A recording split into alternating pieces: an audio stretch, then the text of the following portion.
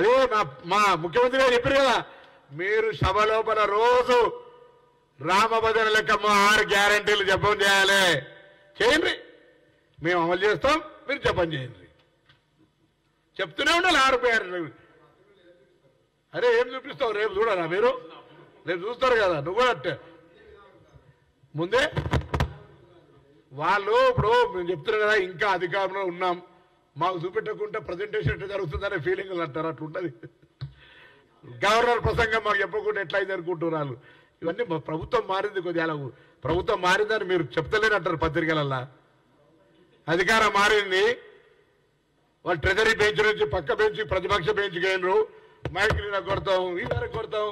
ఏందది నడవదు. ఇవన్నీ అయిపోయిన కాలం మారుతుంది, మారాలి. మారిన దాని ప్రకారంగా మళ్ళా 5 ఏళ్ళకు ప్రజలు ఏం చెప్తాం ఆలోచన చేద్దాం. మిమ్మల్ని మార్పు కోరుకున్నారు ప్రజలు. నియంతృత్వం నుంచి ప్రజాస్వామ్యం, ఇనుప కంచెల నుంచి బహిరంగంగా ఇలా వేనా, నేను ఇలా ప్రజావానికి నేనే పోయినా మంత్రిగా. ప్రజావానికి సంబంధించి అనేకమైనటువంటి పిటిషన్లు, నిజంగానే 1,000 బంగారు తెలంగాణ అందరికి బంగారు కోడిగుడ్లు తినిపిస్తే వేలవాని పిటిషన్లు ఎందుకు వస్తున్నాయి? ఎందుకు వస్తున్నాయి చెప్పండి, జవాబు. దాని మీద మాట్లాడండి మంత్రులు, మాజీ మంత్రులే.